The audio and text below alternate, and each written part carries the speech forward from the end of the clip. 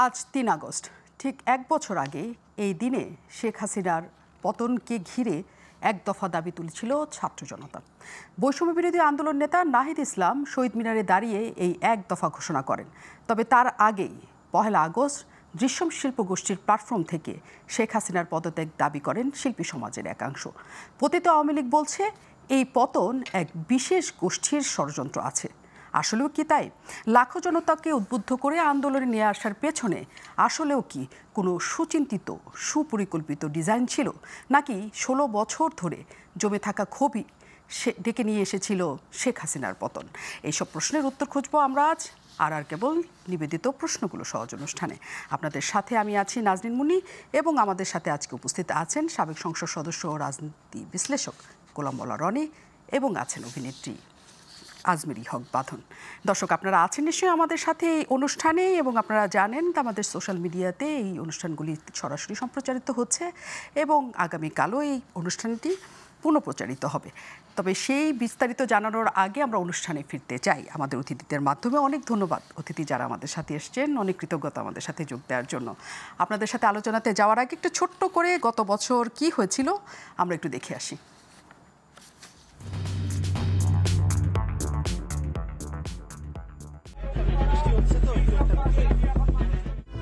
বিচার বিভাগ কেন পারবে না?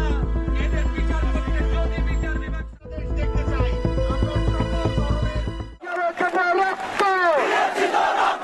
রক্তের বন্যায় ভেসে যাবে অন্যায়, জেগেছে রে জেগেছে, ছাত্র নাগরিক জেগেছে, লেগেছে রে লেগেছে, রক্তে আগুন লেগেছে, দিয়েছি তো রক্ত।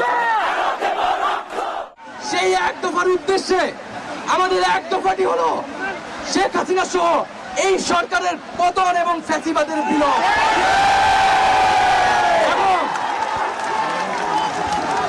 এবং শেখ হাসিনার এবং এই সরকারের লুটপাট, গণহত্যা সহ দুর্নীতি সহ সকল কিছুর বিচার নিশ্চিত করা, এবং আগের সকল হত্যা, গুম, নিপীড়নের বিচার করা হবে। সকল রাজবন্দীদের মুক্তি নিশ্চিত করতে হবে। কারণ আমার একটা 12 বছরের সন্তান আছে, আমি নিজে এদেশের বাসী, আমার বিদেশে কোনো পাসপোর্ট নাই, আমি এই দেশেই থাকবো, এবং এই দেশটা আমার, এই দেশটা আমরাই সংস্কার করব। অনেক অনেক ধন্যবাদ এখানে আমাদেরকে যারা এতক্ষণ, যারা আমাদের দৃশ্য মাধ্যম শিল্প সমাজ, আমরা যারা এখানে এক ছাদে হয়েছি, তাদের সবাইকে ধন্যবাদ। একদম শেষে আজমেরী হক বাঁধনকে আমরা দেখছিলাম, এবং অনেক আলোচিত হয়েছিলেন তখন। এই সময় অনেক আক্রমণের শিকার হয়েছিলেন, এখনও হন। সেদিনকার কথা যদি আমরা জানি, এক আজমেরী হক যিনি কান চলচ্চিত্র ঘুরে এসেছেন, ভীষণ জনপ্রিয়, জাতীয় চলচ্চিত্র পুরস্কার পাচ্ছেন, জাতীয় সব পুরস্কারই তিনি পাচ্ছেন, এবং যেহেতু কান থেকে ঘুরে আসা, তার অনেক তখন মানে কেরিয়ারের খুব সুবর্ণ সময় চলছে যাকে বলে। কেরিয়ারের দিকে ওই সময়টা না তাকিয়ে এইরকম বৃষ্টিতে ভিজে যাওয়া, এবং এরকম প্রতিবাদের ভাষা যে আমরা কিছু, এগুলো আমরা ছাত্রদের পাশে আছি, এবং ওই সময়টা আমি যেটা বলছিলাম আমার স্পষ্ট মনে আছে। ওই দিন আপনারা প্রথম শেখ হাসিনার পতন চেয়েছিলেন, ছেলেরা চেয়েছিল, কিন্তু আজকের দিনে, কিন্তু ওদিনকার দিনটা অত ফলাও করে হয়নি হয়তো, ওই সময় কারো সাহস ছিল না। কিন্তু আমি যেহেতু নিউজ রুম ম্যানেজার ছিলাম, আমি জানতাম যে ওইখানে কি কি আলাপ আপনারা হচ্ছে। শুরুতে আপনার কাছ থেকে আমি শুধু জানতে চাই যে ওই যে মানে একদম কেরিয়ারের সবচেয়ে স্বর্ণ সময় পার করার মেয়েটা হঠাৎ করে কেন মনে হলো যে আমি এই জায়গায় যাব? আগের থেকেই পরিকল্পিত ছিল, কেউ উদ্বুদ্ধ করেছিল, নাকি এটা শুধু নিজের তাড়না ছিল? আমাকে যদি আসলে কোনো কিছু রাজপথে যেতে উদ্বুদ্ধ করে এবং বাধ্য করে, সেটা হচ্ছে রিয়া গোপের মৃত্যু, যেটা আমাকে ভীষণভাবে আসলে নাড়া দিয়েছে। কারণ রিয়া গোপের মৃত্যুটা ঘটেছিল ছাদে, সে খেলতে গিয়েছিল। সো আমার বাবা ছাদে আসলে যায়, তারা বিকালবেলা তাদের সময়টা কাটায় হচ্ছে ছাদে, তারা খেলতে যায়। তো তো আমার কাছে শুধু বারবার মনে হচ্ছিল যে ওই বাচ্চাটার জায়গায় আসলে আমার মেয়ে হতে পারতো, কারণ মানে আমরা তো কেউ রেডি ছিলাম না যে হেলিকপ্টার থেকে আসলে গুলি করা হবে এটার জন্য। সো সবাই রাস্তায় হচ্ছে একরকমের, যেটা হয় যে আমরা তো কমফোর্ট জোনে থাকা মানুষ, রাস্তায় আন্দোলন হচ্ছে, মানুষ মারা যাচ্ছে, সেটা এক ধরনের অস্বস্তি দিচ্ছে। আবার ভাবছি যে আচ্ছা আবার দমন হয়ে যাবে, কারণ যেটা আমরা দেখে আসছি এত বছর। কিন্তু রিয়া গোপের মৃত্যুটা আসলে আমাকে ভীষণভাবে মানে নাড়া দিয়েছে। আমার কাছে মনে হয়েছে যে যা হয়েছে সেটা অন্যায় হচ্ছে, আমরা জানি অন্যায়, অনেক সময় আমরা দেখেছি, কিন্তু অন্যায়টা মেনে নেওয়ার এক ধরনের কালচার আমাদের মধ্যে তৈরি হয়েছিল যে যেই অন্যায় হোক না কেন আমরা একটু না দেখার ভান করে থাকার অভ্যস্ততায় তৈরি হয়ে গিয়েছিলাম, আমাদের সমাজ ব্যবস্থা বা আমাদের কালচার, পলিটিক্যাল কালচার যেটা তৈরি হয়েছিল। সো ওই জায়গা থেকে এক ধরনের অস্বস্তি থাকলেও মানে এই ইচ্ছাটা ছিল না যে আসলে রাজপথে গিয়ে স্টুডেন্টদের পাশে দাঁড়াবো। কিন্তু রিয়া গোপ যেদিন মারা যায়, কারণ গুলিবিদ্ধ হওয়ার পরে কিন্তু প্রায় বেশ কিছুদিন সে চিকিৎসাধীন ছিল, তারপরে মারা গেছে। যেদিন মারা যায় সেদিন আমার ধারণা 26 বা 27 তারিখ এরকম একটা ডেটে হবে জুলাইয়ের। মানে এরপরে আসলে আমার ভেতরের অস্বস্তিটা অনেক বেশি কাজ করছিল যে না, আমার কিছু একটা করতে হবে এবং স্টুডেন্টদের সাথে আমার থাকতে হবে। তো তারপরে তো আমাদের দৃশ্য মাধ্যম শিল্পী সমাজের মানে আমরা যেভাবে আসলে একত্রিত হয়েছি খুবই একদমই মানে কাকতালীয়ভাবে। আকরাম ভাই নামে আমাদের একজন ডিরেক্টর আছে, উনি ডাক দিলেন প্রথম যে আমরা কিছু আমাদের করা উচিত, এত অন্যায় হচ্ছে। তারপরে আমরা এক রাতের মধ্যে আসলে ডিসিশন নিয়েছি যে আমরা মানে সেটা 30 জুলাই বা 31 জুলাই একদমই রাত ছিল যে আপনারা 1 তারিখে সবাই দাঁড়াবেন, মানে অনেক বেশি পূর্ব পরিকল্পিত না একেবারেই না। মানে খুবই হঠাৎ করে আকরাম ভাই একটা আমাদের গ্রুপ আছে, গ্রুপে উনি লিখেন যে আমি অন্যায়ের বিরুদ্ধে রাস্তায় আমরা মানববন্ধন করব, যে রাজি আছেন আমাকে একটু জানান। তো আমি গ্রুপে কিন্তু প্রথমে লিখতে পারি নাই ভয়ে, কারণ আমি জানি যে এই স্ক্রিনশটটা চলে যাবে সরকারের কারো কাছে এবং আমি অ্যারেস্ট হয়ে যাব।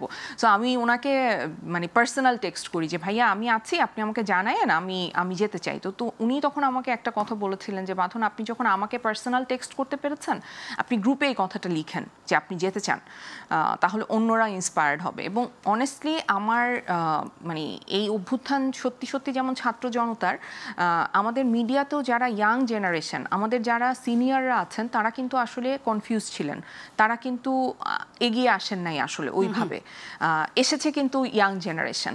সো আমি ওদের কাছে সবচাইতে গ্রেটফুল, কারণ ওরা এক রাতের মধ্যে, এবং ওই রাতটা আমার জীবনের একটা স্মরণীয় রাত, কারণ মানে প্রত্যেকটা ইয়াং ছেলে মেয়ে এমনভাবে আসলে তাদের মনের ক্ষোভ প্রকাশ করছিল যে ওরা রাগে ক্ষোভে ফেটে পড়ছিল যে এতদিন আপনাদের কেন লাগলো, এতদিন পর কেন আপনারা বলছেন যে আপনারা রাস্তায় যাবেন, আরও আগে যাওয়া উচিত ছিল, এইভাবে এত অন্যায় হচ্ছে, এত অবিচার হচ্ছে। সো ওই জায়গাটা আমার কাছে মনে হয় যে খুব জরুরি এইটা বলাটা, যে আসলে ইয়াং যারা আমাদের অ্যাক্টিভিস্ট যারা ছিলেন, মানে যারা অংশগ্রহণ করেছেন, তারা সবচাইতে বেশি আসলে এই মুভমেন্টটাকে মানে আন্দোলিত করেছে। তার মানে আপনি যখন এখানে লিখেছেন অনেকেই তখন ইন্সপায়ার্ড হয়েছে যে এইখানে আপনার যাওয়া উচিত। এবং যে কথাটা আপনার কাছে জানতে চেয়েছিলাম যে আপনি যে সময়টা ক্যারিয়ারের সবচেয়ে ভালো সময় কাটাচ্ছেন এবং আপনি সুনিশ্চিতভাবে জানেন এই আন্দোলন যদি শেখ হাসিনা সরকার দমাতে পারে বা ম্যানেজ করতে পারে, যেগুলো আগে সবসময় তারা করেছে, তারপর আপনার কি হবে, আপনি কি ভেবেছিলেন? ওই মুহূর্তে আসলে আমি ভাবতে পারি নাই। এটা আমি যখন এখনো চিন্তা করি যে আসলে যদি না যেত তাহলে আমার কি হতো, কারণ মানে কিন্তু আমার কাছে মনে হয় যে আমি আসলে মানে আমার যে life journey, personal life journey, সেটা আসলে আমাকে অনেক কিছু শিখিয়েছে। তো সময়ের সাথে আমার অনেক চিন্তার পরিবর্তন হয়েছে, আমি অনেক বেশি রিফর্মড হয়েছি। সো সেই রিফর্মেশনের একটা পার্ট হচ্ছে যে আমার একটা সত্তা ছিল যখন আমি অনেক ভয় পেয়ে আসলে বেঁচেছিলাম। তো তারপরে একটা সময় পার হওয়ার পর আমি কিন্তু আসলে ভয়ের জায়গা থেকে বের হয়ে আসতে পেরেছি। আমার তখন মনে হয়েছে যে না, আমার আসলে সত্যটা বলতে হবে, আমার আসলে আমার অধিকারটা চাইতে হবে, আমার স্বাধীনতা আমাকেই রক্ষা করতে হবে। সো এই যে জিনিসগুলো, এগুলো কিন্তু আমি উইথ টাইম শিখেছি। আপনার এই কথাটা শুনতে শুনতে আমি আপনার কাছে আবার আসবো। আপনাদের যেমন একটা গ্রুপের মাধ্যমে আপনারা জানতে চেয়েছিলেন যে কে কে যাবেন, আমাদের প্রতিবাদ করা উচিত, আরেকজনেরও আরেকটা গ্রুপ ছিল, সেটা আলো আসবে এই নামে গ্রুপ ছিল, এবং সেখানেও অনেক কিছু তখন হচ্ছিল। সেই পর্বে পরে আসি, গোলাম মাওলা রনি আমাদের সাথে আছেন, আমরা আলোচনায় তাকে নিয়ে নিই। গোলাম মাওলা রনি, অনেক ধন্যবাদ, আপনি আমাদের সাথে যুক্ত আছেন। আজ আমরা যখন এই অনুষ্ঠান করেছি তখন হচ্ছে একসাথে ছাত্রদল এবং এনসিপির পৃথক দুটি সমাবেশ হয়েছে আজকে। এবং এনসিপি এবং ছাত্র দলের পৃথক সমাবেশ, দু দল থেকেই বলা হচ্ছে যে এই এক দফা দাবির মধ্যে তাদের বড় ধরনের স্টেক ছিল। এই যে বলা হয়ে থাকে যে একটা মেটিকুলাসলি ডিজাইনড ভাবে শেখ হাসিনার পতন ঘটানো হয়েছে একদম 1 মাস 36 দিনের মাথায়, আপনি কি আসলেও তাই মনে করেন, নাকি মনে হয় যে এটা আসলে জনগণের যে ক্ষোভটা ছিল সেই ক্ষোভের বহিঃপ্রকাশ ছিল? ধন্যবাদ। এখানে বাঁধন যেটা বললেন আর আপনি যেটা প্রশ্ন করলেন, ওই যে আন্দোলনে বাঁধন বা বাঁধনের মতো এরকম অসংখ্য মানুষের যে অংশগ্রহণ, আমি তো তাকে দেখেছি বা আরও অনেককে দেখেছি, নিজেও রাজপথে ছিলাম। তারপর এই শেখ হাসিনা রেজিমের বিরুদ্ধে আমি যখন ওই দলীয় সংসদ সদস্য, সেই 2011 সন থেকেই ধীরে ধীরে আমি আমার কথাগুলো বলে আসছি। তো যেভাবে আমার কাছে মনে হয়েছে সেটা হলো যে যারা এই আন্দোলনটিতে সম্পৃক্ত হয়েছেন, সম্ভবত তাদের মধ্যে একটা বিপ্লবী রক্তের যেটা জেনেটিক একটা ইঞ্জিনিয়ারিং থাকে, বডির যে ইঞ্জিনিয়ারিং থাকে, ওখানে একটা বিপ্লবী কিছুটা লেখা ছিল। ফলে রাজপথে যখন তাদেরকে ডাক দিয়েছে তখন তাদের রক্তের মধ্যে এক ধরনের নৃত্য শুরু হয়ে গেছে। তারা নিজেরাও জানে না যে আমি কেন যাচ্ছি, কোথায় যাচ্ছি। এখানে একটা মানে মহাজাগতিক বলেন, বিজ্ঞান বলেন, এমন কিছু আছে যার কারণে আমার মতো, আমি ইন জেনারেল লাজুক স্বভাবের মানুষ, ভীরুতা আছে, কাপুরুষতাও থাকতে পারে, কিন্তু আমি এই সময়গুলোতে আমি দেখলাম যে কেন জানি আমি খুব সাহসী হয়ে গেলাম। এভাবে রাজপথে অনেকে নেমে এসেছিল। এখন সেগুলোকে যদি আপনি খুব ম্যাটিকুলাস বলতে চিন্তা করেন, প্ল্যান ওয়াইজ চিন্তা করেন, তাহলে যারা এই প্ল্যান করেছিল তাদের মধ্যে ডিজায়ার ছিল, এক্সপেকটেশন ছিল, ক্ষোভ ছিল, ক্রোধ ছিল, কনস্পিরেসি ছিল, দেয়ার আর ম্যানি থিংস। কিন্তু এখানে আমার যতটুকু মূল্যায়ন সেটা হলো 1000-এর মধ্যে 999.99 ভাগ মানুষ স্বতঃস্ফূর্তভাবে বিবেকের তাড়নায়, রক্তের তাড়নায়, এবং যে যার অবস্থান থেকে মনে হয়েছে যে আমাকে আল্লাহ আশরাফুল মাখলুকাত হিসেবে তৈরি করেছেন। আজকের এই দিনে যা কিছু ঘটছে, আমি এখানে বসে থাকলে দুনিয়াতেও আমি স্বস্তিতে থাকতে পারবো না, আর মরার পরে আমরা যদি আখিরাতে বিশ্বাস করি সেখানে আমাকে জবাবদিহি করতে হবে। ফলে যে যার জায়গা থেকে কিন্তু বের হয়ে এসেছে, এবং এইগুলো একটা বের হয়ে এসেছে। 2 নম্বর হলো, বের হওয়ার পর বেশিরভাগ মানুষ পাড়া মহল্লায় লুকিয়েছিল, অলিতে গলিতে লুকিয়েছিল, এবং তার একটা সুযোগ খুঁজছিল যে কেউ একটা নেতৃত্বে এগিয়ে আসুক। আমার যেমন একটা যে শুক্রবারে, সর্বশেষ যে শুক্রবারের জুমার নামাজ হলো, আমি সেই জুমার নামাজ আসলাম সায়েন্স ল্যাবরেটরির ওখানে, আমি ইচ্ছে করি একটা সেলুনে ঢুকলাম, অনেকক্ষণ বসে থাকলাম, দেখি কেউ আসে কিনা। তো কারফিউর মতো চলতেছে, হঠাৎ করে দেখা গেল যে 4-5 জন ছেলেরা আসলো, এরপর 100, এরপর 200, মুহূর্তের ভিতর হাজার লোক সেই সায়েন্স ল্যাবরেটরিতে শুক্রবার দিন জড়ো হয়ে গেল। তো এরকম অসংখ্য মানুষ, এখন এই যে আমার মতো একজন মানুষ যে সেলুনে বসেছিল, আমার সঙ্গে আরও 100-150 লোক বসেছিল, তারা আবার সামনে এগিয়ে আসলে, এসে এইভাবে একটা জমায়েতের মধ্যে আমি তো এখানে কোনো ম্যাটিকুলাস কোনো কিছু দেখতে পাই না। ফলে যারা এটা বলছেন সেটা কেন বলছেন, কীভাবে বলছেন, আমি এটা বলতে পারবো না। 1 2 নম্বর হলো যে কোনো কিছু আসলে রাজনীতিতে ম্যাটিকুলাস শব্দ হয় না। রাজনীতি এমন একটা বিষয়, রাজনীতি এবং যুদ্ধ, এখানে প্রতারণা আছে, এখানে শক্তি প্রয়োগ আছে, এখানে নিষ্ঠুরতা আছে, নির্মমতা আছে। এই নির্মমতার কাছে এখানে আসলে কোনো বিজ্ঞান চলে না, এখানে পুরোটাই আসলে ম্যাকিয়াভেলির সূত্র। এখন শেখ হাসিনা যিনি ছিলেন, তার জায়গাতে আইয়ুব খান ছিলেন, একই কাজ করেছেন, হিটলার একই কাজ করেছেন, যারাই তাদের রেজিম টিকে রাখার জন্য নিষ্ঠুরতা অবলম্বন করেছেন, মোটামুটি সবাই। কিন্তু কারো বিরুদ্ধে কখনো কোনো, যারা বিজয়ী হয়েছেন তাদের কোনো ম্যাটিকুলাস ডিজাইন ছিল না। জনগণের স্বতঃস্ফূর্ত, যেভাবে ফ্রেঞ্চ রেভলিউশনের ক্ষেত্রে আপনি আজ পর্যন্ত কেউ বলেনি যে ফ্রেঞ্চ রেভলিউশনের পেছনে এরকম কোনো ম্যাটিকুলাস ডিজাইন ছিল। তারা কি ম্যাথমেটিক্স জানতেন না? সেখানে ভলতেয়ার, রুশোর মতো লোক ছিলেন না? যখন তথ্য উপদেষ্টা বলেন যে মেটিকুলাস ডিজাইনের মাধ্যমে কোনো আন্দোলন যদি করা হয় সেটা কিসের ভুল? কারণ বঙ্গবন্ধু যখন মুক্তিযুদ্ধের নেতৃত্বে দিয়েছেন, তার আগে যখন 69-এর গণঅভ্যুত্থান ছিল বা অন্যান্য বড় অভ্যুত্থান, সেখানে তো ডিজাইন করেই নামা হয়েছে, সেটা কেন সেটা ভুল হবে? তার মানে কি একতরফে এটাও স্বীকার করে নেওয়া যে হ্যাঁ এটাও একটা মেটিকুলাস ডিজাইন ছিল? আসলে 69-এর গণঅভ্যুত্থান সম্পর্কে তার জ্ঞান স্পষ্ট নয়। বঙ্গবন্ধু তখন জেলে ছিলেন, মানে ক্যান্টনমেন্টে তার বিচার চলছিল, এবং গণঅভ্যুত্থানের এই বিষয়টা কোনো রকম 69-এর গণঅভ্যুত্থান আর 90-এর গণঅভ্যুত্থান তো আমি নিজে একজন ছিলাম, মানে অন্যতম একজন ছিলাম। আর এটা তো বলতে গেলে যারা এখানে এখন ডক্টর মোহাম্মদ ইউনূস বলেন, জামাতের আমির বলেন, তারেক রহমান সাহেব বলেন, এই মানুষগুলোর সঙ্গে এই যেখানে বলে বলছি ব্যক্তিগত পর্যায়ে গত 8-10 বছর যাবৎ আমার যে সম্পর্কটা ছিল, তাদের দুঃখ কষ্ট বেদনা, তাদের অভাব অভিযোগ, এই বিষয়গুলো আমার সঙ্গে তারা তো সবাই শেয়ার করেছেন 10 বছর না আরও বেশি সময় ধরে। তো আমি তো তাদের কোনো কথাবার্তার মধ্যে এত কথা শুনছি, কোনোদিন তো ম্যাটিকুলাস কোনো ডিজাইন ডক্টর মোহাম্মদ ইউনূস তো আমাকে বলেননি কখনো।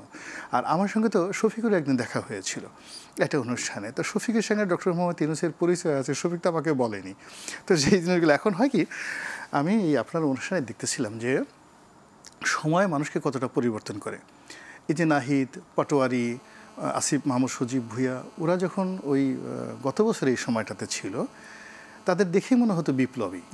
তাদের পোশাক আশাক, চাল চরণ, শরীরের যে মাসেল, গালের যে চোয়াল, সব কিছুর দিকে তাকালেই মনে হতো যে এরা বিপ্লবী, এরা কিছু। কিন্তু এখন এই 1 বছরের ব্যবধানে আপনি ওই ছবিগুলো এনে দেন, সে মোটা তাজা, সারা শরীরে থলথলে মাংস, এবং তাদের কণ্ঠের মধ্যে লোভ লালসা, পিছনে অসংখ্য বদনাম গত 1 বছরের, সব মিলিয়ে সেই বিপ্লবের পুরো চরিত্রটা কিন্তু নষ্ট করে দিয়েছে, যেটা ওখানে রইল। ফলে এখন আপনি যদি বর্তমান জমানাতে আজকের এই 2025 সনের এই যাকে বলা হয় আগস্ট মাসের 3 তারিখে বিশ্লেষণ করেন, এটা একটা ভিন্ন প্রেক্ষাপট। এটাকে নিয়ে আপনাকে মন্দ কথা বলতে হবে। আর যদি আপনি সেই 2024 সনের যাকে বলা হয় এই দিনটার কথা চিন্তা করেন, বলতে হবে যে বাঙালি তার 1000 বছরের মধ্যে যে কয়বার জেগে উঠেছিল, সে কয়বারের মধ্যে অন্যতম ছিল সেই 2024 সনের সপ্তাহখানেক সময় এটা ছিল। আর যে সময়টাতে বাঙালি সফল হয়েছিল, শুধু জেগে ওঠা না, আমরা বহুবার জেগে উঠেছি কিন্তু আমরা সফল হতে পারিনি। হ্যাঁ, এবং আমরা ওই খুব অল্প সময় আমরা সফল হয়েছি। তো আমরা সেই সফল হয়েছিলাম বাঙালির সেই সময়টাতে। আর যেটা হলো যে 18 কোটি মানুষকে, আমার কাছে মনে হয় দ্বিতীয় বিশ্বযুদ্ধের সময়ও কোনো একটা নির্দিষ্ট ক্ষেত্রে একসাথে 18 কোটি মানুষকে, এবং আমাদের এই 18 কোটি মানুষের সঙ্গে পশ্চিমবঙ্গের মানুষও কিন্তু যুক্ত হয়ে গিয়েছিল, অর্থাৎ ওখানে প্রায় 10-12 কোটি মানুষ, বাংলা ভাষাভাষী মানুষ। এরপর আমাদের সাথে যে সকল বন্ধু রাষ্ট্র রয়েছে, বাংলা বুঝে না কিন্তু পাশাপাশি যেমন আসাম, ওই যে 7 সিস্টারে, তারাও কিন্তু এই আন্দোলনের সঙ্গে সম্পৃক্ত হয়ে গিয়েছিল। এবং আমরা ভারতকে যতই সমালোচনা করি না কেন, মানে ভারতের যে সাউথ ব্লক আছে বা নর্থ ব্লক আছে কিংবা এলিট শ্রেণী আছে, তারা কিন্তু এই মানে আমাদেরকে সমর্থন দিয়েছিল। ফলে কি হলো, আমি ইতিহাস নিয়ে যতটুকু পড়াশোনা করেছি, আমার কাছে মনে হয় অ্যাটলিস্ট 50 ক্রোর 50 কোটি মানুষ একসঙ্গে এই আন্দোলনের পক্ষে তারা দাঁড়িয়েছিল। মানে বাংলাদেশের 18 কোটি আর বাইরের কথা বলছেন, দেশের বাইরে সব জায়গা থেকে। এবং পৃথিবীর ইতিহাসে একসাথে 50 কোটি মানুষ মানে 2 সপ্তাহ ধরে কোনো একটা বিশেষ বিষয়ে ঐক্যমত ধারণ করেছে এবং বিজয় লাভ করেছে, এরকম আমি দেখিনি। কিন্তু দুর্ভাগ্য যে আমরা সেই জিনিসটা এখন পর্যন্ত ভালো রাখতে পারিনি। ওইখানে অনেক আপনি যেটা বলছেন সমালোচনার জায়গা তৈরি হয়েছে, সেটা আসবো আমি পরের পার্টে। শুধু একটা প্রশ্ন রেখে যাই যে কোনো আপনি বলছেন রাজনীতিকে কখনো মেটিকুলাসভাবে ডিজাইন করে কোনো জায়গায় পৌঁছানো যায় না। বাংলাদেশের রাজনীতিতে একটা উল্লেখযোগ্য ঘটনা হচ্ছে যে আপনি যদি একটা লাশ ফেলতে পারেন, তাহলে রাজনীতি যেদিকে আপনি নিয়ে যেতে চান সেদিকে যাওয়া সম্ভব হয়। লাশের রাজনীতি বাংলাদেশে একটা ভয়ঙ্করতম রাজনীতি, আপনি রাজনীতিবিদ হিসেবেও জানেন। বলা হয়ে থাকে সেটা একটা আবেগের খেলা হয়েছে এখানে। আমি এই আলোচনা আপনার কাছে প্রশ্নটা দিয়ে যাচ্ছি যাতে আপনি কথাটা আপনার সাজাতে হয় না, কিন্তু আপনি মনে করতে পারেন। আমি বাঁধনের কাছ থেকে একটা পয়েন্ট নিয়ে আসি। বাঁধন, যে কথাটি আমরা বলছিলাম যে হ্যাঁ, ওই সময় আপনি গিয়েছেন, আপনার মাথায় কিছু ছিল না, আপনি চেয়েছেন যে একটা ছোট বাচ্চা এরকম করে মারা যাচ্ছে, অনেক বাচ্চা মারা যাচ্ছে, আপনি এখানে প্রতিবাদ করেছেন, আপনার কেরিয়ার কি হবে। এবং সেটার সাথে দেখেন, শুধু যে রাস্তায় মানুষকে মারছে এরকম না, গণগ্রেফতার হচ্ছিল, ইন্টারনেট শাটডাউন হচ্ছিল, এবং কন্টিনিউয়াসলি সরকার পক্ষ থেকে মানুষকে মিথ্যাচার করছিল। এইটাই হচ্ছে মূল পয়েন্ট। আপনি যে জিজ্ঞেস করেন আমি কি করেছি, আমি তো একটা প্রতিবাদী করেছি, ওইটা ছিল মূল পয়েন্ট। এবং কেন, কিভাবে এটা হয়েছে, টাকার বিনিময়ে নাকি টাকা ছাড়া, এবং স্নাইপারদের দ্বারা গুলি করে লাশ ফেলা হয়েছে যে কথাটা বলা হয়ে থাকে, ফেলে ওইটাকে একটা ইমোশনাল জগৎ তৈরি করা হয়েছিল, এই ধারণাও তো আছে। সেটাও কতখানি সত্য, আমি একটু বিরতির পরও বরং আলোচনাতে ফিরিয়ে। দর্শক, আপনারা নিশ্চয়ই আমাদের সাথে থাকবেন, বিরতির পর ফিরছি।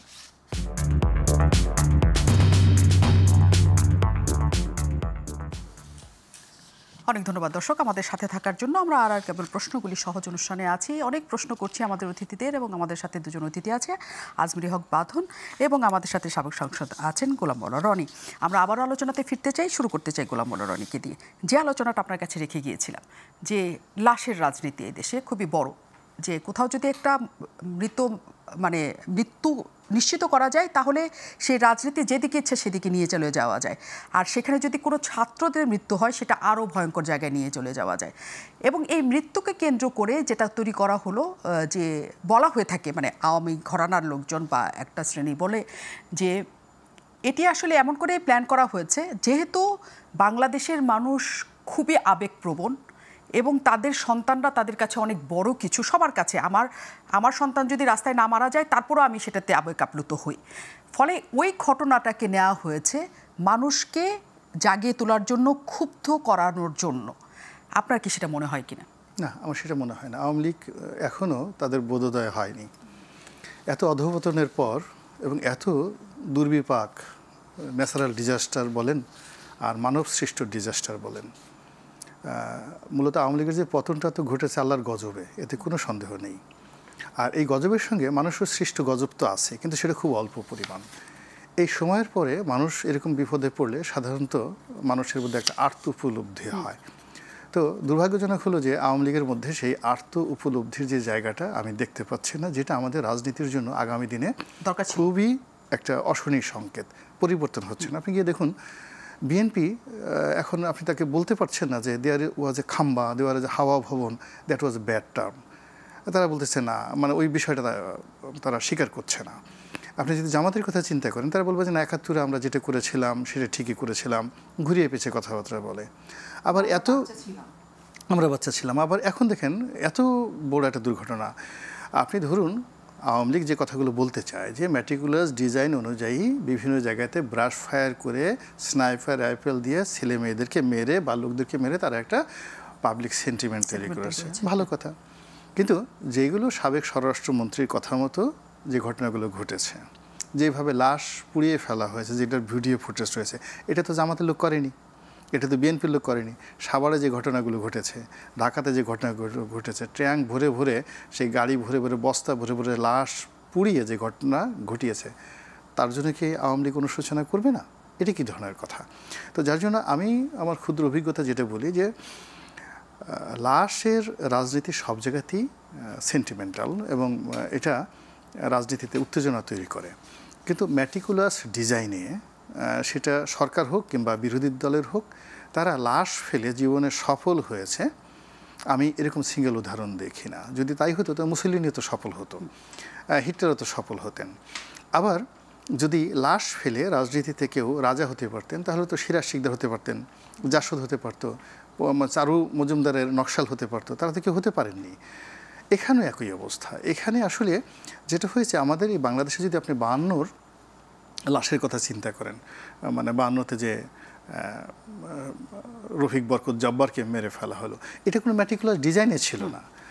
কিংবা নূর হোসেনের উপর যে গুলি চালানো হলো, এর সাথে অনেক খুন করেছে হয়তো বা, কিন্তু ওই নূর হোসেনের হত্যাকাণ্ডটা আসলে তার ম্যাটিকুলাস ডিজাইনের মধ্যে ছিল না, কিন্তু ঘটনাটা ঘটে গেছে। এখানেও যে হত্যাকাণ্ডগুলো হয়েছে, যে হত্যাকাণ্ডগুলো আমাদেরকে খুব আবেগ তাড়িত হয়ে পড়েছে, এটা আমি বলবো যে ম্যাটিকুলাস ছিল না। ইভেন বাঁধন যেটা বললেন যে হেলিকপ্টার থেকে যে মেয়েটাকে গুলি করে যাকে বলা হয় হত্যা করা হয়েছে নির্মমভাবে, যা তাকে রাজপথে নামিয়ে এনেছে, এটা আমার কাছে মনে হয় না যে ওই মেয়েটাকে টার্গেট করে গুলি করা হয়েছে। It's a cause of action. তারা অপকর্ম করছিল, অপকর্ম করতে করতে তাদের হাত বেড়ে গেছে, পা বেড়ে গেছে, তাদের নফস বেড়ে গেছে, এবং তারা এটাকে কোনো অপরাধী মনে করেনি, করতে গিয়ে একটা ঘটনা বা দুর্ঘটনা ঘটে গেছে। এইভাবে আসলে পুরো একটা জিনিস হয়ে গেছে। আমি আপনাকে একটা কথা বলি, যে আগে যেটা বললাম যে আমাদের দেশে রাজনীতির দার্শনিক নাই বললেই চলে। আমি তো এই জগৎটার সঙ্গে আছি ছাত্র রাজনীতি সেই অনেক আগের থেকে, ৮২-৮৩ সন থেকে, আর জাতীয় রাজনীতি করছি ২০০১ সন থেকে। এই সমাজের এমন কোনো লোক নেই যারা বড় রাজনীতিবিদ যাদের সঙ্গে আমার সম্পর্ক হয়নি। কিন্তু পলিটিক্যাল ধর্মতত্ত্ব, যেটাকে বলা হয় থিওলজি, আর পলিটিক্যাল ফিলসফি, বিশ্বাস করেন কারোর মধ্যে এই দুটো টার্ম আপনি জিজ্ঞাসা করেন যে what is political theology and what is political psychology and philosophy, শীর্ষ নেতৃবৃন্দ যারা আছে, আপনাকে যদি আধা ঘন্টা এখানে কথা বলতে পারে, আমার এই দুটো হাত আপনার এখানে, আপনি এখানে হাতুড়ি দিয়ে পিটিয়ে আমার 2-3টা আঙ্গুল ভেঙে দেবেন। তো এই নলেজ দিয়ে আসলে ম্যাটিকুলাসলি ডিজাইন হয় না, এই নলেজ দিয়ে আসলে কোনো কিছু না। তারা জাস্ট একটা সারপ্রাইজিং শব্দ, এটা বললে মনে হয় মানুষের মনে করবো যে আমার অনেক পাণ্ডিত্য আছে, অনেক জ্ঞান আছে। আপনি বিশ্বাস করেন একটা স্বৈরাচারী শাসন ব্যবস্থাতে, ধরুন শেখ হাসিনার জমানাতে যে সকল পুলিশ কর্তা, যে সকল সামরিক বেসামরিক কর্মকর্তা অপকর্ম করেছেন, এটা কি এখন বন্ধ হয়েছে? বন্ধ হয়নি। আচ্ছা, তাহলে ওই যে পুলিশের আইজি রাজবন্দী, সমস্ত বড় বড় কর্মকর্তারা পালিয়ে বেড়াচ্ছে, এই 1 বছর আগে ঘটনার পরে এই লোকগুলো এই কাজ কেন করে? অবাক করার ব্যাপার হলো, এই যে স্বৈরাচারের অধীনস্থ যারা লোকজন, তারা কেন বারবার একই ভুল করে, এটা নিয়ে 1943-তে একটা গবেষণা হয়েছে। এবং জার্মানির যখন হিটলার পাওয়ারে, তখন বোন হোয়েমার নামক একজন খুব বিখ্যাত দার্শনিক ছিলেন, তাকে অ্যারেস্ট করা হলো। অ্যারেস্ট করার পর তিনি জেলখানাতে গিয়ে দেখলেন যে কোনো কাজ নেই, করবো না, এটা রাজনীতি একটু চিন্তা করি। তিনি বললেন যে এই জাতি, জার্মান জাতি, গত 1000 বছর ধরে সারা পৃথিবীর মধ্যে শ্রেষ্ঠতম জাতি। এরা পেট্রোল ইঞ্জিন আবিষ্কার করেছে, এরা ডিজেল ইঞ্জিন আবিষ্কার করেছে, এরা জুতা আবিষ্কার করেছে। এই যে পুমা এডিডাস, এর যে বাবা, এই যে পুমার যে বাবা, এর প্রথম জুতা আবিষ্কার করেছে। এরা ছাপাখানা, গুটেনবার্গ সেই ছাপাখানা আবিষ্কার করলো। তো এই জাতি কেন হিটলারের কথায় তাকে ত্রাণকর্তা মনে করছে, ফুয়েরার মনে করছে, এত এই কাজগুলো করছে?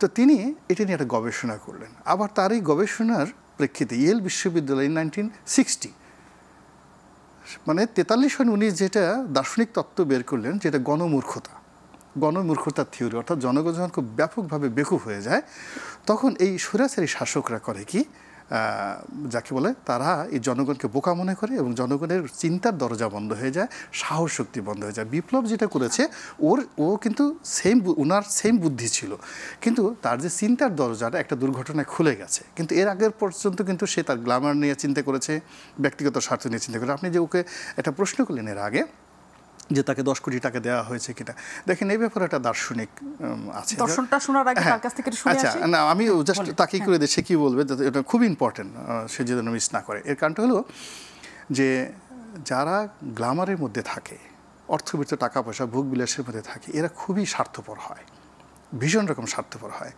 এদেরকে আপনি দুনিয়ার 10,000 কোটি টাকা দিয়েও আপনি কখনো বন্ধুকের সামনে দাঁড়া করাতে পারবেন না। এরা দুনিয়ায় মনে করে এটা জান্নাত, এখানে সব কিছু আছে। টাকা, বরং তাকে যদি টাকা দিত সে পালাতো, সবার আগে সে পালাতো, টাকাও নিত, পালাতো। বাঁধনের কাছে এটা নিয়ে আসছি, টাকা নিয়ে পালানোর কথা। হ্যাঁ, টাকা নিয়ে পালানোর কথা হয় কিনা, কারণ এই আলোচনা আপনি সেটা নিজেই জানেন, এই আলোচনা আছে। কিন্তু এত কম অ্যামাউন্ট, সেটাই হচ্ছে কথা।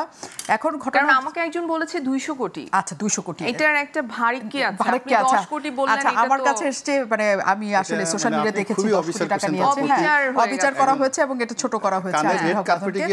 200 কোটি টাকা আজমেরী হক বাঁধনের কাছে থাকলে খুবই ভালো, যে আজমেরী হক বাঁধনে সারা জীবন অনেক স্ট্রাগল করেছেন, তার আর জীবনে স্ট্রাগল করতে হবে না। যে জটিলতাটা আসলে আপনাকে নিয়ে তৈরি হয়েছে, সেটা হচ্ছে আওয়ামী লীগ আমলে যারা বড় হয়েছে তারা হচ্ছে আওয়ামী লীগের প্রোডাক্ট। মানে আমি সাদাসিধেভাবে, আমি এতদিন 1 বছরে যা কিছু বুঝলাম, আওয়ামী লীগের আমলে বড় হওয়া মানে আওয়ামী লীগের খেয়ে পড়ে বড় হয়েছে। হ্যাঁ, তার নিজস্ব কোনো মেধা নাই, তার কিছু নাই, সে এককভাবে কিছু করতে পারে না। আওয়ামী লীগ ওখানে মাথায় হাত রেখেছিল বলে সে বড় হয়েছে। মানে একটা বাচ্চাও যদি 16 বছর আগে জন্ম নেয়, সে আওয়ামী লীগের কি বলে, তত্ত্বাবধানে বড় হয়েছে বা জন্মগ্রহণ করেছে। এটাই হচ্ছে ট্রেন্ড, মানে এখনকার ট্রেন্ড, আমরা সেটা বুঝছি। তো আপনি 16 বছরে আজমেরী হক বাঁধন হয়েছেন, 1 নম্বর পয়েন্ট, যে আপনি আওয়ামী লীগের সব কিছু করেছেন। 2 নম্বর পয়েন্ট হচ্ছে আওয়ামী লীগের হয়ে আপনি নির্বাচনী প্রচারণায় নেমেছেন। 3 নম্বর হচ্ছে আওয়ামী লীগের আওয়ামী লীগের আমলে সকল ধরনের পুরস্কারের মধ্যে আপনি ছিলেন। 4 নম্বর পয়েন্ট হচ্ছে আপনি হচ্ছেন ওই রেজিমের সকল উচ্চ স্তরের মন্ত্রী, এমপি, আমলা সবার সাথে আপনার ভালো ধরনের সম্পর্ক ছিল। এই এতগুলি কারণে আওয়ামী লীগ মনে করে আপনি তাদের মানুষ। আপনি তাদের মানুষ হয়ে কেন ওই আন্দোলনে গেলেন, এটা তাদের মূল ক্ষোভের জায়গা। আর দ্বিতীয় একটা ক্ষোভের জায়গা হচ্ছে যে এই যে আপনারা যাওয়ার কারণে অনেক মানুষ সেখানে উদ্বেলিত হয়েছে, উচ্ছ্বসিত হয়ে সেখানে যোগ দিয়েছে। এই 2টা পয়েন্টে আপনার কিছু বলার আছে কিনা? তাদের মানুষ হয়ে কেন গিয়েছেন এবং আপনাদের দ্বারা যে এত মানুষ সেখানে উৎসাহিত হলো, সেটা নিয়ে আপনার কোনো কিছু বক্তব্য আছে কিনা? আমাদের দ্বারা যে মানুষ উৎসাহিত হয়েছে, এটা একেবারে সত্যি কথা। সেটা আমি রাস্তায় যেহেতু ছিলাম আমি জানি, কারণ মানুষ এসে এসে আমাকে বলে গেছে। ইভেন কিছুদিন আগে আমার একটা সিনেমা রিলিজ হয়েছে ঈদে, আমার সিনেমা দেখতে আসছে মানুষ, তারা সিনেমার কথা যেরকম বলছে আমাকে এসে এটাও বলে যাচ্ছে যে আপু আপনি যখন গিয়েছেন তখন আমাদের ভেতরে ওই সাহসটা এসেছে, আমাদের মনে হয়েছে যে আপনি, মোশাররফ করিম, সিয়াম, মানে যেটা হয় যে আমাদেরকে তো মানুষ পর্দায় দেখে। ভাইয়া যেটা বললেন যে এই মানুষগুলোকে আপনি মানে কোটি কোটি টাকা দিয়েও আসলেই কথা বলাতে পারবেন না, বিকজ আমরা কমফোর্ট জোনে থাকি। আমরা তো আসলে যখনই থাকি না কেন আমরা তো, আমাদের তো একটা কমফোর্ট জোন আছে, যেই সরকারি আসুক সে আমাদের সাথে এমন কিছু করবে না যদি আমরা যে তাদের সাথে কিছু না করি, তাই না? আমরা আমাদের জায়গাটা কিন্তু খুবই সিকিউর। সো ওই জায়গা থেকে যখন আমরা গিয়েছি এটা মানুষকে অবশ্যই অনুপ্রাণিত করেছে রাস্তায় আসতে, এইটা একটা কথা। আরেকটা হচ্ছে যে আমি আমার জীবনে আসলে যা কিছু অর্জন করেছি একান্তই আমার অর্জন, এটা আসলে কারো পৃষ্ঠপোষকতার অর্জন না। আমি রেহানা মারিয়াম নূর করেছি, যেটা করে আমি এশিয়া প্যাসিফিক স্ক্রিন অ্যাওয়ার্ড পেয়েছি, যেটা পুরো এশিয়ার মধ্যে আমি বেস্ট অ্যাক্ট্রেস হয়েছি।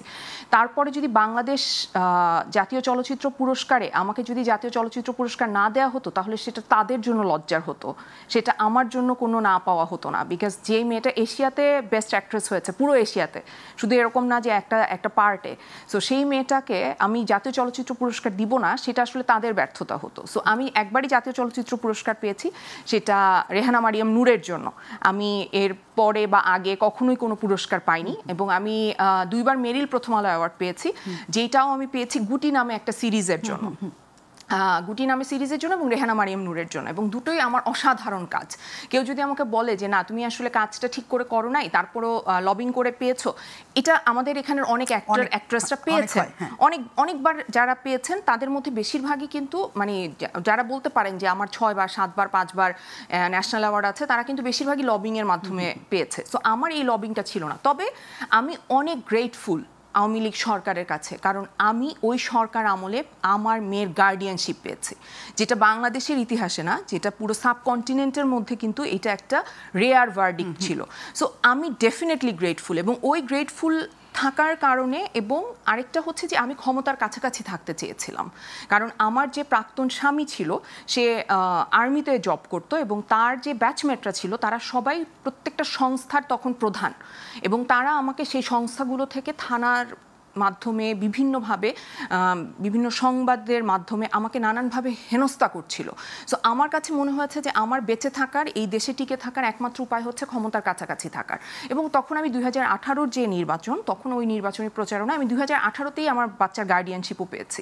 সো আমি ডেফিনেটলি গ্রেটফুল এইটার জন্য, কিন্তু আমার কোনো রকমের ক্যারিয়ারের প্রাপ্তিতে কোনো রকমের গ্রেটফুলনেস আমার এই সরকার কেন কোনো সরকারের কাছে নাই। বিকজ রেহানা মারিয়াম নূর বা গুটি যে কারণেই আমি অ্যাওয়ার্ড পেয়েছি, এটা যদি কেউ চ্যালেঞ্জ করতে পারে যে ওকে মানে এটা তুমি পাওয়ার যোগ্য না, ওই পয়েন্টে আপনি যে জায়গায় বলছেন যে আওয়ামী লীগের কাছে আপনার কৃতজ্ঞতা বোধ আছে। হ্যাঁ অবশ্যই আছে, কারণ ওই সময় আপনাকে ওই সরকার আমলে, ওই সরকার আমলে, কারণ আপনি আপনার মেয়েটাকে নিজের করে পেয়েছেন, আপনাকে সমর্থন দিয়েছে, অভিভাবকত্ব দিয়েছে, অনেক বড় ব্যাপার। মানে আমরা হয় কি একটা জিনিসের মানে প্রাপ্তিটা তো নানা ক্ষেত্রে থাকে, একটা হয় আমি টাকা পেয়েছি, একটা হচ্ছে আমি প্লট পেয়েছি, একটা হচ্ছে আমি বড় বড় বিজনেস পেয়েছি, একটা হচ্ছে আমি আমার সন্তানকে পেয়েছি। হ্যাঁ ডেফিনেটলি। আরেকটা গ্রুপ ছিল আলো আসবেই বলে, এবং তারা ওইখানেও নির্দেশনা দিচ্ছিল কেমন করে এটা দমন করা যায়, নানা কিছু করা যায়, এবং তারা আসলে এখন এই দেশের কোথাও নাই, তারা বেশিরভাগই বাইরে, কোনো কাজ করতে পারছে না, নানা জায়গার জন্য চলে আসছে।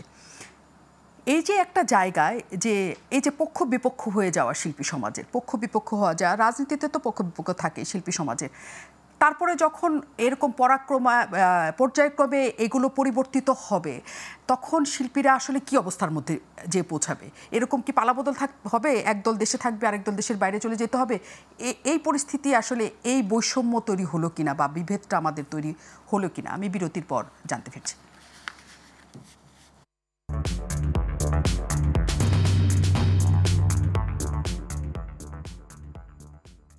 অনেক ধন্যবাদ দর্শক আমাদের সাথে থাকার জন্য। আপনারা সবাই আছেন আর কেবল বিরতিত প্রশ্নগুলো সহজ অনুষ্ঠানে। আমি নাজনীন মুনি আপনাদের সাথে আছি, এবং আমাদের সাথে অতিথিরা আছেন। আমরা শেষ পর্বে আছি, অতিথিদের কাছ থেকে আমরা আরও কিছু কথা জেনে নিতে চাই, মানে প্রশ্নের উত্তর জেনে নিতে চাই।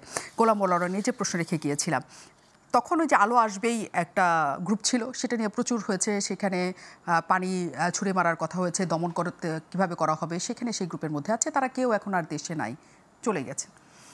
এই যে একটা জায়গা তৈরি হয়েছে, মানে আমি বাঁধনের কথার মধ্যে বলি যে মানে কখনো যদি পর্যায়ক্রমে এমন অবস্থা আসে যে বাঁধনও থাকতে পারবে না, মানে পরিস্থিতিটা এমন জায়গায় তৈরি, কিন্তু এমন জায়গায় কি আসলে তৈরি হওয়ার কথা ছিল? যেটা অন্যায় সেটা প্রতিবাদ করার ক্ষমতা সবারই থাকা উচিত একসাথে, কিন্তু এই পরিস্থিতি কি এই দেশে হবে আসলে আপনি মনে করেন? ধন্যবাদ মুন্নি। আমি বাঁধন যেটা বললেন তার সঙ্গে একটু অ্যাড করি, বিকজ তাকে নিয়ে যে ট্যাগ দেওয়া হচ্ছে হয়তো সেটা আপনার জন্য, আমার জন্য, আরও অনেকের জন্য প্রযোজ্য হতে পারে। যেমন ধরেন আমি আওয়ামী লীগের সংসদ সদস্য ছিলাম, তো সেখান থেকে বিএনপিতে এলাম। কেন এলাম এটা নিয়ে নানা কথা, আমি কেন আওয়ামী লীগের বিরুদ্ধে বলছি, তো এখানে আমার কি কোনো কৃতজ্ঞতা বোধ নেই? এখন সেই সেম প্রশ্নটা ধরেন আপনি ঘুরিয়ে ফিরে তার ক্ষেত্রেই করেছেন, আমাকে দিয়ে উত্তর দিলেই ওটা একটু বুঝতে পারেন। আমার কাছে যেটা মনে হচ্ছে যে ধরুন বাঁধন এর মতো মোর দ্যান 100 গ্ল্যামারাস নারী এবং পুরুষ তারা এই মিডিয়া জগতের আওয়ামী লীগের পেছনে ঘুরেছে। এদের মধ্যে কারো ব্রেন ছিল, বিউটি ছিল না, কারো বিউটি ছিল, ব্রেন ছিল না। তারপরে সবাইকেই যাকে বলা হয় আওয়ামী লীগ অবারিতভাবে অনেক কিছু দেওয়ার চেষ্টা করেছে। এখন বাঁধন হতে পেরেছে কয়জন? যেহেতু অন্য সবাই বাঁধন হতে পারেনি, তাহলে বাঁধনের মধ্যে যে এক্সেপশনটা, সেই এক্সেপশনের কারণেই সে একই সঙ্গে কৃতজ্ঞ এবং একই সঙ্গে সে বিদ্রোহী হয়েছে, যেটা পরিবারের মধ্যে হয়। আমার ক্ষেত্রে একই অবস্থা। অনেকে আমাকে বলে যে আপনাকে মনোনয়ন দেওয়া হয়েছে, আপনি না হলে, শেখ হাসিনা না হলে কি আপনি আজকের এই পর্যায়ে আসতে পারতেন? তা আমি বললাম যে দেখেন, সন্তান তো হয়, পিতার সাথে অনেক সময় সন্তান জনপ্রিয় হয়ে যায়। এখন স্বাধীনতার পরে শেখ হাসিনা সেই 86 থেকে এই পর্যন্ত অন্তত ৩,৫০০ সংসদ সদস্যকে মনোনয়ন দিয়েছেন। আপনি কয়জনের নাম বলতে পারেন? তো সবাই তো গোলাম মোল্লা রনি হতে পারেনি, কারণ গোলাম মোল্লা রনিকে যদি ৩,৫০০ লোকের সাথে ইকুয়াল করা হয় তাহলে তো হবে না। ২ নম্বর হলো যে আমি দলীয় যে কর্মকাণ্ড, আদর্শ, সেটাকে আমি মানব, কৃতজ্ঞ থাকব। কিন্তু শেয়ার মার্কেটে চুরি হলো, রাহাজানি হলো, এই যে ইলিয়াস আলী গুম হলো, আমি এটা কেন মানতে যাব? আমি কেন এখানে চুপ থাকবো? আমাকে বলেন। আমি প্রথম বললাম যে এই যে কাদের মোল্লাকে অন্যায়ভাবে ফাঁসি দেওয়া হলো, সে 2000 হওয়ার সঙ্গে সঙ্গে বললাম এই কাদের মোল্লা সেই কাদের মোল্লা নয়। এটা যেদিন ফাঁসি হবে সেদিন আমি এই কথা বলেছি। আমি তখন সংসদ সদস্য, সিটিং সংসদ সদস্য, যে এই কাদের মোল্লা সেই কাদের মোল্লা নয়। তো এটার জন্য আমাকে সমালোচিত হতে হয়েছে। তো একটা সময় দেখলাম যে সেখানে থাকতে থাকতে যখন মানে পুরো রুমটা খুব বেশি গরম হয়ে গেল, তা আমার কাছে মনে হলো যে আনএক্সপেক্টেড জায়গায় আনহ্যাপি হয়ে থাকার চাইতে বরং একটা ভিন্ন প্ল্যাটফর্মে চলে যাওয়াটা বুদ্ধিমানের কাজ। তো আমি এখন একটা ভিন্ন জায়গাতে আসছি। ইট ডাজ নট মিন যে আমি আওয়ামী লীগে আমার যে রাজনীতির শুরুটি, আমার যে আজকের অবস্থানে আসার যে প্ল্যাটফর্মটা তৈরি হয়েছিল, তার জন্য আমি আনগ্রেটফুল, কখনোই না, আনগ্রেটফুল নয়। কিন্তু তার সঙ্গে সঙ্গে আবার তারা যে কুকর্মগুলো করেছে, সেই কুকর্মগুলো পয়েন্ট আউট করা, অ্যাসেটেন করা, সেগুলো প্রতিবাদ করা, এটা আমার একটা নাগরিক হিসেবে, রাষ্ট্রের নাগরিক হিসেবে দায়িত্ব এবং কর্তব্য। এই কারণে যেন আগামী দিনে যারা ক্ষমতায় আসবেন তারা যেন আওয়ামী লীগের মতো এই ভুলগুলো না করে। আমরা বিভিন্ন অ্যাঙ্গেল থেকে যে সমাজকে দেখেছি, সেই প্রেক্ষিতে আমাদের কাছে মনে হচ্ছে এই প্রতিবাদ করাটাও আমাদের জন্য ফরজ, আর তার সঙ্গে সঙ্গে কৃতজ্ঞতা থাকাটাও ফরজ। আর যারা এই কৃতজ্ঞতা এবং এই যে বিদ্রোহ করা, প্রতিবাদ করা, এই দুটোকে একত্র করতে পারে না, তারা মোরাললেস আওয়ামী লীগের মতোই আবার নতুন আওয়ামী লীগ হওয়ার জন্য তাদের শরীর, মন, মানসিকতা পুরো রেডি করে বসে আছে। এই কথাটাই আমি বাঁধনকে জিজ্ঞেস করতে চাই। রাজনীতির মাঠের বা সাধারণ মানুষের কথা আমরা বলছিলাম, আপনি যে অঙ্গনের মানুষ, ওই যে কথা বলছি যে আপনারা যখন 1 তারিখে বৃষ্টিতে ভিজে দাবি জানাচ্ছেন, তখন আরেকটা গ্রুপ ছিল বিটিভিতে শেখ হাসিনার সাথে, যে বিটিভি পুড়িয়ে গেছে, সমস্ত কিছু পুড়িয়ে গেছে, মানুষজন তখন তারা কান্নাকাটি করছিল। কাজে স্পষ্টতই সেখানে দুটো ভাগ ছিল। কাজেই এখনকার যে পরিস্থিতি আছেন, আপনার অঙ্গনের মানুষ দ্বারা আপনি কি অ্যাকসেপ্টেড, প্রেসড করা, মানে আপনাকে অনেক বেশি শ্রদ্ধা করে, নাকি তাদের কাছ থেকেও আপনি নানাভাবে নিগৃহীত হন? আসলে আমার কলিগরা আমাকে ভীষণ বাজেভাবে অ্যাটাক করেছে, যারা আওয়ামী লীগের সাপোর্টার। তারা তো চলে গেছে, এখন যারা আছে তারাও অনেকে আছে দেশে। আসলে এই সিচুয়েশন যেভাবে আপনি ভাবছেন এরকম না, অনেকেই দেশে আছেন এবং যদিও তাদের কিছু সমস্যা ফেস করতে হয়েছে 5ই অগাস্টের পরে, কিন্তু তারপরে এখন তারা আছেন, নিরাপদেই আছেন হয়তো। আর অনেকে দেশের থেকে চলে গেছেন, তাদের আগে থেকে বিদেশের পাসপোর্ট ছিল বা থাকার মতো অবস্থান ছিল বলে চলে যেতে পেরেছেন, কিন্তু সবার তো আসলে ওই অবস্থাটা নাই। সো অনেকে দেশেই আছেন আসলে। আর আমাকে খুব নোংরাভাবে অ্যাটাক করা হয়েছে, এখনও করা হচ্ছে, অনেকেই করছে যারা আওয়ামী লীগের সাপোর্টার আছেন। এটা তাদের ব্যক্তিগত ব্যাপার। এটা আমি মনে করি যে এটা একান্তই তাদের ব্যক্তিগত ব্যাপার, যে তারা আসলে মানুষের সাথে কিভাবে বিহেভ করবে, তারা কি কথা বলবে, তাদের আচরণ কি হবে, এটা তার ব্যক্তিগত ব্যাপার। আর আমাকে যদি জিজ্ঞেস করেন যে ওই সময়টা আসলে আলো আসবে গ্রুপ বা ওই বিটিভিতে যাওয়ার ব্যাপারটা, আমাকে আসলে তার আগের দিন আমাদের যে প্রোগ্রামটা যে হবে এটা তো আসলে বিভিন্নভাবে দমন করার চেষ্টা করা হয়েছে। তার মধ্যে একটা ছিল যে বিভিন্ন সংস্থা থেকে আমাদেরকে ফোন করা হচ্ছিল, যে প্রথমে বলা হয়েছে যে প্রোগ্রামটা যাতে না করা হয়, তারপরে বলা হয়েছে যে এটা বেআইনি এবং রাষ্ট্রদ্রোহী। এটা তো আগের দিনই প্ল্যান হলো, ওর মধ্যেই জানাজানি হয়ে যাচ্ছিল। একদম আমরা আসলে 29 তারিখে প্ল্যান করেছি, 30-31 তারিখে আমাদের মিটিং হচ্ছিল, এর মধ্যে জানাজানি হয়ে গেছে। কারণ হচ্ছে আমাদের ভেতরের মানুষরাই আমাদের খবরগুলো পাস করছিল। আমাদের গ্রুপের মধ্যে অনেকে ছিল যারা আসলে নামটা দেন নাই পরে আর, কিন্তু তারা আমাদের মধ্যে ঘোরাঘুরি করছিল এবং আমাদের থেকে আমরা কি করছি, আমাদের মুভমেন্ট কি, সব কিছু তারা পাস করছিল এবং আমরা আবার তাদের নামও জানি। হ্যাঁ, সো তারা এই কাজটা করেছেন ওই সময়। তো ওই সময় যেটা হচ্ছে বিভিন্ন সংস্থা থেকে তো ফোন আসছিল এবং তখনকার যে সাংস্কৃতিক বিষয়ক মন্ত্রণালয়ের যে মন্ত্রী ছিলেন নাহিদ আপা, উনি আমার বাচ্চার সরাসরি টিচার ছিলেন। সো উনি আমার ব্যক্তিগতভাবে উনি আমার পরিচিত। তো উনি আমাকে আসলে কয়েকবার ফোন করেছেন এবং তারা আমি জানতে পেরেছি যে তারা রাত 11টায় আসলে ঠিক করেছে যে তারা বিটিভিতে যাবে, বিকজ যাতে আমাদের প্রোগ্রামটা আসলে না হয়, যাতে বেশিরভাগ শিল্পী ওদের প্রোগ্রামে চলে যান। কিন্তু যেটা ফরচুনেটলি আমি বলবো যে আসলে ওই সময় বাংলাদেশের সিচুয়েশন এমন ছিল, বা মিডিয়াতে যারা যারা ছিল তারা এমন একটা সময়ের ভেতর দিয়ে যাচ্ছিল যে আমরা জাস্ট এক রাতের মধ্যে বললাম না 1000-এর উপরে মানুষ জয়েন করেছে আমাদের গ্রুপে। তো আমরা যখন বৃষ্টির মধ্যে ওখানে দাঁড়িয়েছি, আমরা ভেবেছি যে কত 20-30 জন বা 40 জন মানুষ হবে খুব বেশি হলে, কিন্তু এরকম 300-400-500 মানুষ হয়ে যাবে, মানে এইটা আমাদের কল্পনাতেও ছিল না। সো সবাই আসলে আমাদের এখানে জয়েন করাতে আমাদের এইটা আসলে খুব বেশি প্রচার পেয়েছে সোশ্যাল মিডিয়াতে বা টিভিগুলোতে, চ্যানেলগুলোতে আমাদের এটা প্রচার পেয়েছে। যদিও টিভি চ্যানেলগুলো ওভাবে দেখানো হচ্ছিল না, কিন্তু তারপরেও সোশ্যাল মিডিয়া তো আসলে অনেক টিভি চ্যানেলেও দেখানো হচ্ছিল, ছোট করে, অত বড় করে না, কারণ অনেক আন্দোলন হচ্ছিল তখন, অনেক আন্দোলন হচ্ছিল সবকিছু। আর এমনিতেও গণমাধ্যম আমার কাছে মনে হয়েছে তখন কিছুটা অন্ধত্ব গ্রহণ করেছিল, কিছুটা প্রেসারেও ছিল। সো যার জন্য ওইভাবে আসলে কেউ জানতে পারে নাই যে কি হচ্ছে, কিন্তু আমাদের মিডিয়ার ভেতরের মানুষরা কিন্তু আসলে ওই দলটাতে, আমাদের গ্রুপটাতেই জয়েন করেছে। সো যারা ওখানে যে গিয়েছেন এটা তাদের কিন্তু ব্যক্তিগত ব্যাপার। আমার কাছে মনে হয় যে মানে কেউ কাউকে যার যার থাকার কথা, কিন্তু এই কারণে তাদেরকে কোনো বিপদে পড়তে হবে, বা তাদেরকে আসলে যেটা আমাদের হয়েছে, অনেক আর্টিস্টের নামে মিথ্যা হত্যা মামলা হয়েছে, সেটার কিন্তু আমি আসলে ভীষণভাবে নিন্দা জানাই এবং এটার আমি অবশ্যই প্রতিবাদ জানাই, কারণ তাদের এই খুনের সাথে কি সম্পৃক্ততা, এবং এর মধ্যে একজনকে কিন্তু অ্যারেস্টও করে ফেলা হয়েছিল। সো এই ধরনের কর্মকাণ্ড কিন্তু হচ্ছে, যেটা আমাকে আসলে ভীষণভাবে কষ্ট দেয়। কারণ এই কথায় নিশ্চয়ই তুমি মানে আপনি আসবেন যে আমরা তো আসলে অনেক হ্যাপি কিনা এখন সত্যি এই প্রশ্নে আসি, সত্যি আমি এই প্রশ্নে আসবো। গোলাম মনোয়ার রনি, আসলে এটা আওয়ামী লীগের তরফ থেকে বা আওয়ামী লীগ ঘরানার মানুষের কাছ থেকে এটা একটা মেটিকুলাসলি ডিজাইনড একটা অভ্যুত্থান বলা হয়ে থাকে। এটা জামাত শিবির থেকে শুরু করে সবাই এটার মধ্যে একটা উত্থান ঘটেছে। সে আলোচনাতে নিশ্চয়ই আপনাদের সাথে করব যে ছাত্রদের সাথে আসলে লিডিং পর্যায়ে, নেতৃত্বের পর্যায়ে জামাত শিবিরের সবাই ছিলেন এবং ওটা একটা রাজনৈতিক অভ্যুত্থান ছিল জনমানুষকে উদ্বুদ্ধ করে। কিন্তু যাই হোক না কেন, সেই উত্থানের পরে এই 1 বছর কাটানোর পরে যে আশা নিয়ে আপনি গিয়েছিলেন যে আমরা চাই না আর এই ধরনের শাসন, এখন কি সেটা পাচ্ছেন কিনা? সেটার না, প্রথমত যে এরকম একটা পরিস্থিতি হবে ডক্টর মোহাম্মদ ইউনূসের এই জমানাতে, এটা আমি 2014 সনেই বলেছিলাম যে আওয়ামী লীগ যেভাবে রাজনীতি করছে তাতে প্রতিপক্ষের ব্যাকবোন ভেঙে দিচ্ছে। রাজনৈতিক নেতৃত্ব দেওয়ার মতো যে সাহস, শক্তি দরকার, ফাইন্যান্সিয়াল স্ট্যাবিলিটি দরকার, মন মানসিকতা দরকার, এই যে লিডার তার ভিতরে একটা অ্যাটিটিউড থাকবে। এখন লিডারকে যদি আপনি পেছনে দাবড়াতে থাকে না, সে যদি পালাতে থাকে, দৌড়ে থাকে, একবার গর্তের মধ্যে একবার ওটার মধ্যে, তাহলে সে আর যাই হোক না কেন সে লিডার হয় না।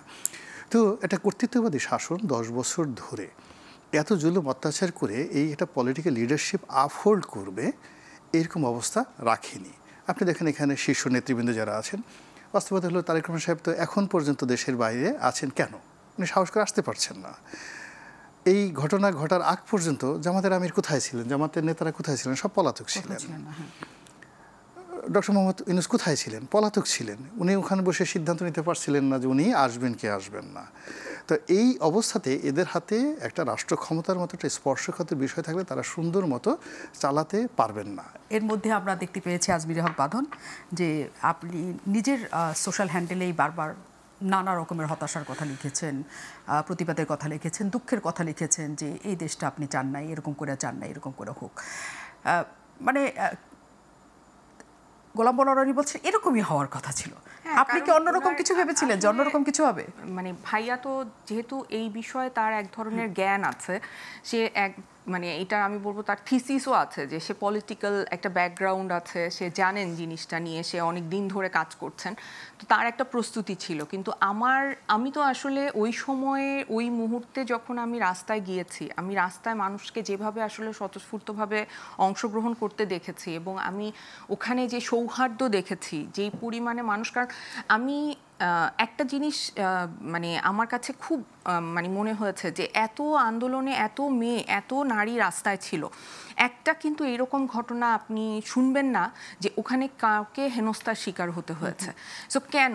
কারণ হচ্ছে আমরা এত সেফ ফিল করেছি রাস্তায়। সো ওই রকম একটা সিচুয়েশন দিয়ে যখন আসলে একটা সরকারের পতন হয়েছে এবং নতুন একটা সরকার গঠিত হবে, এবং আমার কাছে তো আসলে আমি মানে সাধারণ মানুষের পক্ষ থেকে আমি বলতে পারি যে আমি একটা সাধারণ নাগরিক হিসেবে বলতে পারি যে আমার কাছে মনে হচ্ছে যে আচ্ছা ডক্টর মোহাম্মদ ইউনূস অ্যাটলিস্ট মানে উনি ওই লোভী মানুষটা হবে না যে ক্ষমতায় এসে ক্ষমতার লোভ করবে কিংবা টাকার লোভ করবে কিংবা আসলে সরকার দেশটাকে ঠিক করে চালাতে পারবেন না।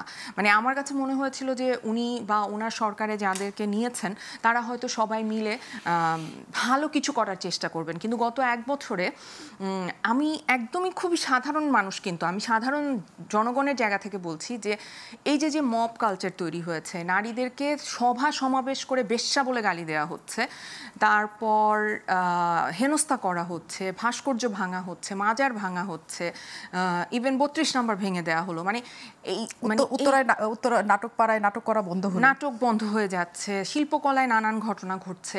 তো এইগুলো তো আসলে আমাকে কোনোভাবে আশার কোনো আলো দেখাচ্ছে না, বরং আমরা যা ছিলাম, মানে আমার কাছে যেটা মনে হয় যে যেটা আমরা ছিলাম, আমি তো এগুলো দেখেছি, এরকম না যে এগুলো আমি জীবনে দেখি নাই, এই প্রথম দেখছি, এরকম না। কিন্তু আমি তো এই সরকারে আসলে এইরকম তাদের আচরণ হবে এবং আইন শৃঙ্খলার যে অবস্থা, মানে সবকিছু মিলিয়ে আমার কাছে মনে হয়েছে যে এটা আমরা একটা বিভৎস সময়ের মধ্যে চলে আসলাম। সেটাই সবচেয়ে বড় আলোচনার জায়গা এখন তৈরি হয়েছে।